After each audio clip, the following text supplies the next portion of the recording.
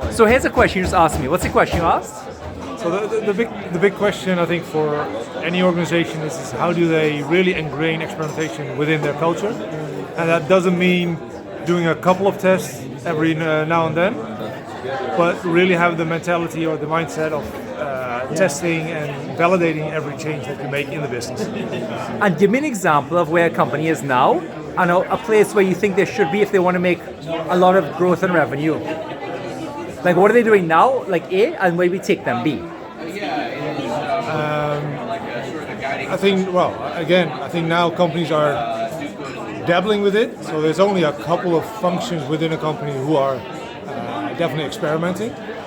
Others are just completely oblivion to it, so they don't do it at all, or they have maybe done it once or twice, but they've forgotten about it, so they don't do it. And what they fall back to is just shipping ideas that the management comes up with, or that they think is valuable, but they spend too much time on it with even validating core assumptions behind that core idea. And what do you think they should be doing instead? Like, should they be running like randomized experiments on the website? Should they be running experiments on the emails? Or do you mean they should more have like a scientific methodology?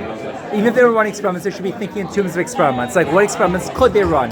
Would an experiment show this idea was a good one? Yeah, it's definitely the broader concept, right? Okay. It's not the. I'm not a fan of every change should be an A/B test, because sometimes you have to prepare for larger discovery projects. But then again, if you have an idea or you come up with a solution, you need to break it down in different assumptions and then validate if each assumption is really true.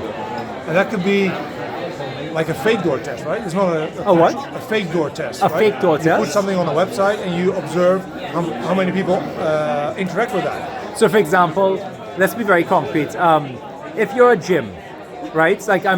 Like if you're a gym and you're trying to get more people to come to your gym service because they'll live longer and they'll pay for it, you might add a fake door which is like, click here to learn about our classes where you get to sign up with your friends and go on a group run and then end up at a gym and work after. Exactly. And then you'll be able to experiment, not an A/B experiment, but actually, is this a potential feature that adds value? Exactly. Yeah. Oh, you're simply going to observe if there's any interest, right? If there are 1 or 2 people clicking on it, or 1,000. And of course, you need to think about what is the experience which we give to people who are clicking on it. Yeah. So you have to explain why you're doing this.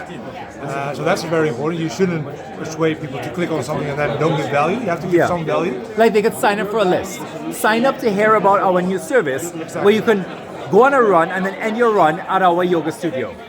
Something like that, yeah. And then they sign up and then you at least give them something. Yeah. And instead of going straight to the solution, building a feature with all the core elements in there, what's the core assumption is that people are interested in something like that and that you are able to convey it to someone on a website, for example, or in an email.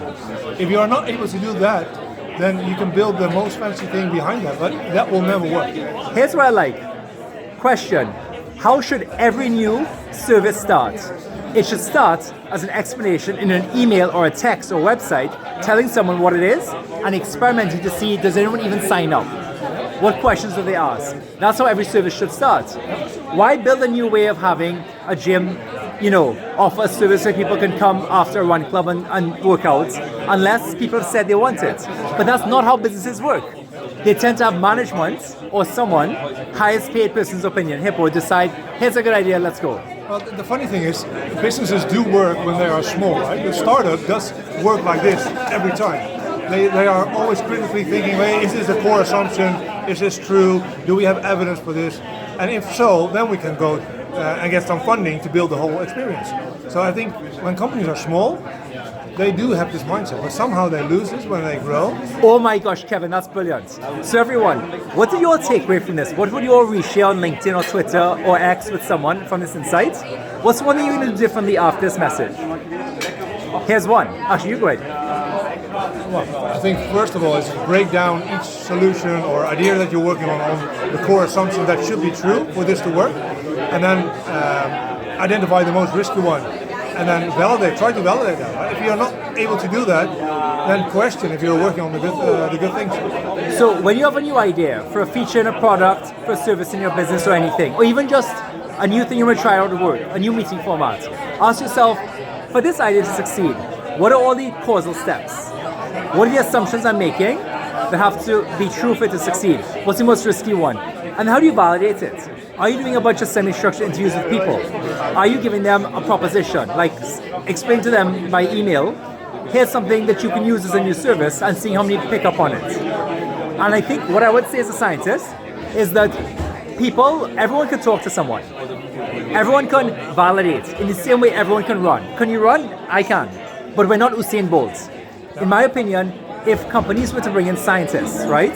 Or people like you all who are trained like scientists in companies, right? Then they could actually find people who can run like Usain Bolt. They can validate ideas by using really rigorous semi-structured interviews. Because everyone has interviews. But a lot of them, I would reject them from a conference because they're not good. I suspect, I haven't seen, I have to see it, that some of your interviews I would actually accept in a conference because I can see you've been trained to think that way. Now, not all, right? But the point of a scientific conference is we have peer review to evaluate which of Joseph's ideas should be published at this conference. And I suspect in a company, if they can introduce high quality peer review, where they've got people like who know what the standards are, they can actually test ideas more quickly. And you know what's really exciting? There's a reason small companies keep knocking out big companies. Like you just said, when you're a small company and you don't have much money and you've got a good methodology, you're very rigorous about scientific experiments. You think scientifically. But as you get bigger, that bigger movement does many things. It bloats it, but also the current generation of CEOs, on average, are not trained like scientists.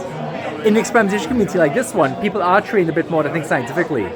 And look for your experimentation people, because even if they're A/B experiments aren't the big driver value, they think like scientists. And I think the core thing here is you have to be open for something to not work, right?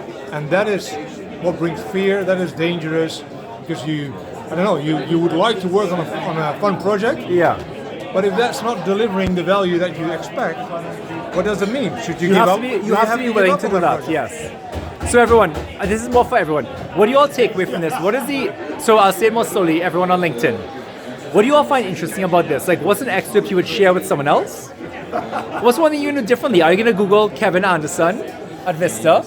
What is your newsletter called? It's Experimental Mind. So Google Experimental Mind and sign up. You can Google me as well, Joseph J. Williams, and read some of our papers and learn more about this topic. Let's do it. I'll leave it to hang because then people don't just click the next video, they might actually think about it. Yeah, cool. That silence there, everyone, is so you all can Google, so you all can think. Because we share knowledge, not for fun, we share to help you, or hopefully help you. Have a good day, everyone.